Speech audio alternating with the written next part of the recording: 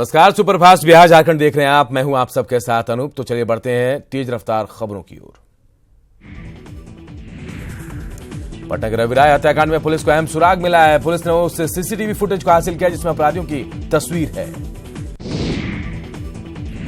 अपराधी कई बाइक पर सवार हैं। 27 मई की सुबह बुद्धा कॉलोनी थाना के किदवईपुरी में मॉर्निंग वॉक के दौरान कुख्यात रविराय की गोली मारकर हत्या कर दी गई थी। गोपालगंज में बेखौफ अपराधियों ने यूपी के कपड़ा व्यवसायी से हथियार के बल पर 5,35,000 रुपए लूट लिए। अपराधियों ने लूट का विरोध करने पर फायरिंग भी की। बीती रात सूरत साड़ी सेल का स्टाफ अरुण कुमार मिश्रा गोपालगंज पैसे की वसूली करने आया था। उसी दौरान 2 बाइक पर सवार 4 अपराधियों ने लूट की वारदात को अंजाम दिया। नवादा में पुरानी रंजिश में 2 गुटों में खूनी संघर्ष में एक महिला समेत 4 लोग घायल हो गए हैं। घटना गोविंदपुर थाना के दर्शन गांव की है। वैशाली के मनार में बाइक सवार अपराधियों ने निजी फाइनेंस कंपनी के कर्मी से 8,34,000 रुपए लूट लिए। वारदात के बाद पुलिस महकमे में हड़कंप मचा हुआ है। बेतिया पुलिस ने हथियार के बल पर लूट और हत्या करने वाले गिरोह का पर्दाफाश किया है। पुलिस ने गैंग के 4 अपराधियों को गिरफ्तार किया है। इनके पास से हथियार और मोबाइल भी मिले हैं।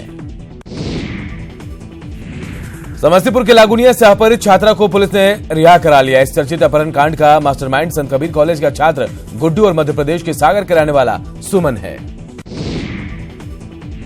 कैमूर में मोनिया नगर पंचायत के चेयरमैन राजकुमार प्रसाद को जान से मारने की धमकी मिली। अपराधियों ने चेयरमैन को कुर्सी नहीं छोड़ने पर जान से मारने की धमकी दी है। पूर्णिया में जलालगढ़ के जालिम थानेदार की करतूत सामने आई है। थानेदार ने 4 बच्चों के होते हुए दूसरी शादी रचाई। साथ ही उस पर मारपीट कर पहली पत्नी को घर से निकालने का भी आरोप लगा है। सरायकेला में नक्सलियों ने 10 दिन के भीतर दूसरी बार घात लगाकर जवानों को निशाना बनाया। सुरक्षा बलों के सर्च ऑपरेशन के दौरान नक्सलियों की कायराना करतूत में 26 जवान जख्मी हुए। हमले के बाद पूरे इलाके में सर्च ऑपरेशन चलाया जा रहा है। राजधानी रांची में सरेआम चाकूबाजी की घटना हुई। लालपुर थाना क्षेत्र में चाकूबाजी में एक युवक बुरी तरह घायल हो गया।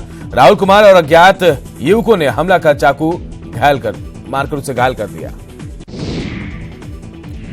लोहरदगा के बीएस कॉलेज में उर्दू शिक्षक जुबेर अहमद की छात्र छात्राओं ने कॉलेज परिसर में जमकर पिटाई कर दी। आरोपी शिक्षक पर छात्राओं के साथ पढ़ाई के नाम पर छेड़छाड़ करने का आरोप लगा है। पलामू के 3 मजदूरों की कर्नाटक में मौत हो गई। ये मजदूर पुल निर्माण में लगे हुए थे, लेकिन साइड रेलिंग टूटने के कारण ये मलबे में दब गए। साहिबगंज का कुख्यात अपराधी कृष्णा मंडल पुलिस को चकमा देकर रांची से फरार हो गया। उस पर रंगदारी, हत्या, लूट, छिनतई जैसे कई मामले दर्ज थे। पलामू पुलिस ने 3 कुख्यात अपराधियों को हथियार के साथ गिरफ्तार किया। इन अपराधियों पर डकैती का आरोप है। गिरोह के अन्य सदस्यों की गिरफ्तारी में पुलिस छापेमारी कर रही है। बेतिया पुलिस ने गुप्त सूचना के आधार पर छापेमारी कर जाली नोट के धंधे से जुड़े गिरोह का खुलासा किया। पुलिस ने करीब 20,000 रुपए के जाली नोट के साथ 4 धंधेबाजों को गिरफ्तार किया है। राजधानी पटना में चोरों का आतंक जारी है। ताजा मामला पटना सिटी के माल सलामी थाना क्षेत्र का है, जहां जलकदर बाग मोहल्ले में एक घर में धावा बोलकर चोरों ने लाखों की संपत्ति उड़ा ली। पटना में दनियावा थाना क्षेत्र के दनियावा बाजार में पुलिस इंस्पेक्टर के घर पर ताला तोड़कर लाखों की संपत्ति की चोरी करने का मामला सामने आया है। चोरी की प्राथमिकी दर्ज होने के बाद पुलिस जांच कर रही है। लोकसभा चुनाव के बाद बिहार में कानून व्यवस्था में सुधार लाने की कवायद तेज हो गई है। इसे लेकर राज्य स्तर पर बनी डीजी की टीम ने पटना पुलिस मुख्यालय का दौरा कर राजधानी की कानून व्यवस्था की समीक्षा की। हाजीपुर में सड़क हादसे में महिला की मौत के बाद लोगों ने जमकर बवाल काटा। इस दौरान नाराज लोगों ने NH-77 को काफी देर तक जाम रखा। सिवान के पचरुखी में दर्दनाक सड़क हादसे में एक युवक की मौत हो गई, जबकि 2 लोग गंभीर रूप से घायल हो गए। घटना पचरुखी सिवान नेशनल हाईवे की है। रक्सौल में एसएसबी ने 2 ट्रकों पर लदे विदेशी मटर जब्त किए हैं। मटर को नेपाल से भारत लाया जा रहा था, तभी एसएसबी जवानों ने गुप्त सूचना के आधार पर छापेमारी कर इसे जब्त कर लिया।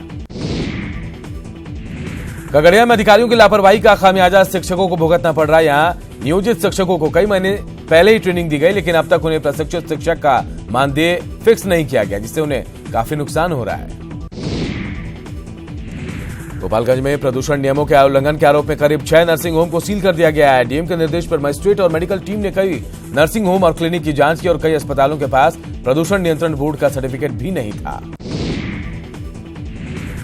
बेगूसराय में अपहरण के बाद हत्या के विरोध में लोगों ने सड़क पर शव रखकर प्रदर्शन किया। लोगों ने प्रशासन पर लापरवाही का आरोप लगाते हुए हत्यारे की गिरफ्तारी की मांग की। मोतिहारी में शराब पी रहे युवक की पुलिस से बचकर भागने के दौरान सड़क हादसे में मौत हो गई। इससे नाराज परिजनों ने जमकर हंगामा किया। भागलपुर के एसिड अटैक पीड़िता की मौत के बाद उसका शव मंगलवार दिल्ली से भागलपुर पहुंचा। शव पहुंचने के बाद पूरा शहर गम में डूब गया। छिड़काने का विरोध करने पर अपराधियों ने घर में घुसकर छात्रा पर एसिड से अटैक किया था। गुमला के लोगों ने पीएम नरेंद्र मोदी से स्थानीय सांसद सुदर्शन भगत को केंद्र में मंत्री बनाए जाने की मांग की है, ताकि गुमला, सिमडेगा, लोहरदगा और खूंटी सहित झारखंड के दूसरे आदिवासी बहुल इलाकों के साथ पूरे झारखंड और देश में विकास में वो योगदान कर सके। सांसद बनने के बाद विद्युत वर्ण महतो घाटशिला और मुसाबनी क्षेत्र का दौरा कर लोगों को धन्यवाद देने पहुंचे। इसमें सांसद विद्युत वर्ण महतो ने कहा कि वो पहले की तरह जनता का बेटा और भाई बनकर लोगों की सेवा करते रहेंगे। घाटशिला अनुमंडल कार्यालय परिसर में घाटशिला एसडीपीओ कार्यालय का उद्घाटन एसएसपी जमशेदपुर अनूप बिरथरे ने किया। इस मौके पर ग्रामीण SP Subhash Chandra Jat, SDO Amar Kumar, SDPO Ranveer Singh समेत कई थानेदार मौजूद थे। प्रदीप यादव ने जेबीएम महासचिव पद से इस्तीफा दे दिया। चुनाव में खराब प्रदर्शन की जिम्मेदारी लेते हुए उन्होंने इस्तीफा दिया। यौन शोषण के आरोप के बाद बाबूलाल मरांडी ने 3 दिनों में पद छोड़ने का निर्देश दिया था। चुनाव आचार संहिता खत्म होते ही झारखंड कैबिनेट ने 25 प्रस्तावों पर मुहर लगाई है। कैबिनेट ने बिल्डिंग बायलॉज को मंजूरी दी। साथ ही 100 रुपए में अब पैतृक संपत्ति का बंटवारा होगा। झारखंड मंत्रालय में मुखिया संघ के प्रतिनिधियों के साथ सीएम ने बैठक की। सीएम ने कहा कि गांव में भी शहर जैसी सुविधा उपलब्ध कराने का सरकार का लक्ष्य है। अब गांव में स्ट्रीट लाइट, पीवर ब्लॉक और पानी की सुविधा दी जाएगी। आरजेडी विधानमंडल की आज बैठक होगी, जिसमें आरजेडी के कई नेता शामिल होंगे। आपको बता दें कि कल भी आरजेडी नेताओं की बैठक हुई थी। शपथ ग्रहण से पहले दिल्ली में बिहार के सीएम नीतीश कुमार के आवास पर आज जेडीयू की बैठक है। आपको बता दें कि बैठक में आगे की रणनीति पर चर्चा होगी, साथ ही मंत्रियों के नामों पर भी अंतिम मुहर लग सकती है। रांची के सूचना भवन में मुख्यमंत्री जनसंवाद में आज शिकायतों पर कार्रवाई की साप्ताहिक समीक्षा हुई। इस दौरान मुख्यमंत्री के प्रधान सचिव सुनील कुमार वर्णवाल ने उग्रवादी हिंसा में मुआवजा और नौकरी पेंडिंग मामले के निपटारे के निर्देश दिए।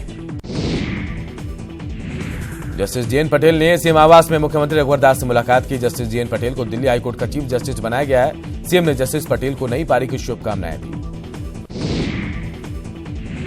लोहरदगा से बीजेपी सांसद सुदर्शन भगत ने गुमला के डुमरी और चैनपुर ब्लॉक क्षेत्र का दौरा किया। वहीं केंद्रीय मंत्रिमंडल में शामिल होने पर उन्होंने कहा कि पीएम और संगठन का जो निर्देश होगा उसका पालन करेंगे। प्रदेश कांग्रेस अध्यक्ष अजय कुमार के इस्तीफे के बाद पूर्वी सिंहभूम जिला कांग्रेस कमेटी के अध्यक्ष विजय खान समेत कई प्रखंड अध्यक्षों ने पार्टी से इस्तीफा दे दिया। विजय खान ने कहा, अजय कुमार के समर्थन में आज राज्य के तमाम पार्टी जिलाध्यक्ष रांची में एकत्रित होंगे।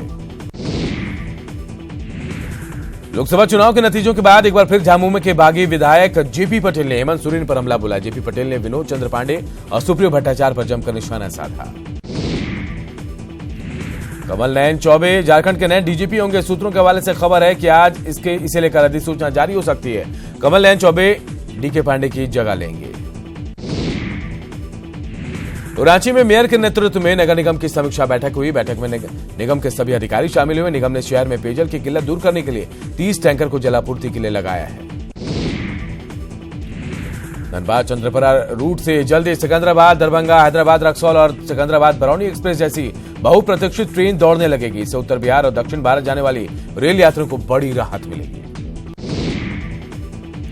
रांची की ट्रैफिक व्यवस्था दुरुस्त करने के लिए नगर निगम ने सख्त रवैया अपना लिया है। अब नगर निगम नो पार्किंग जोन में खड़ी गाड़ियों का फाइन काट रहा है।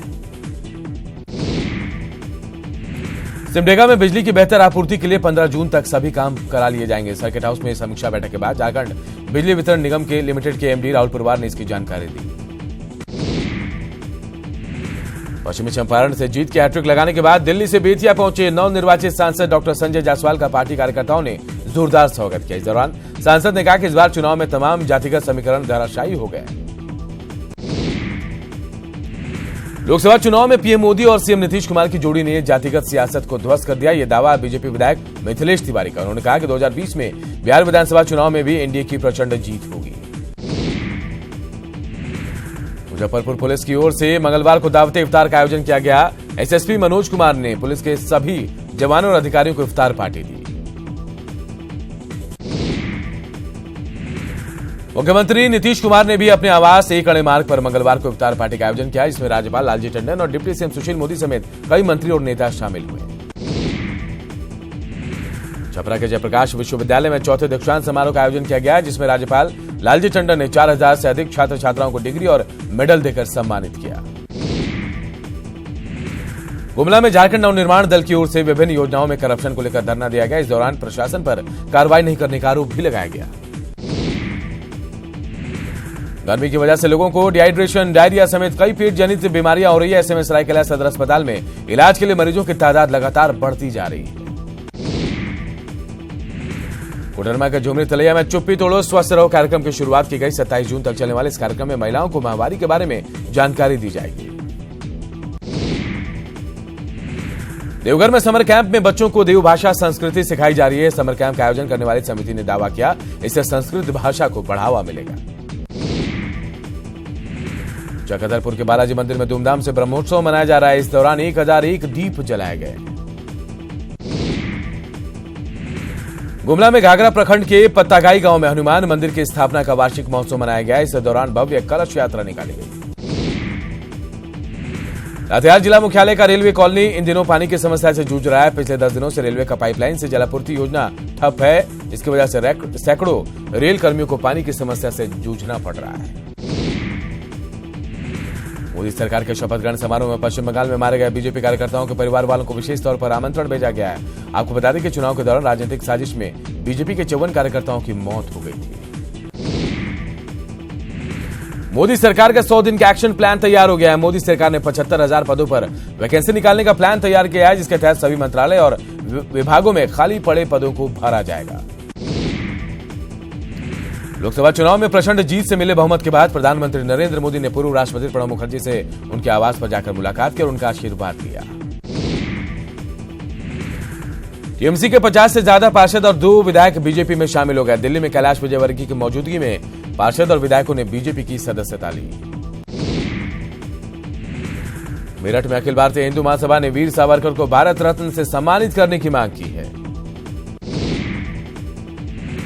हापुड़ भीड़ हिंसा मामले में यूपी पुलिस ने सुप्रीम कोर्ट में हलफनामा दिया। इस हिंसा में कोई धार्मिक एंगल या साजिश नहीं थी।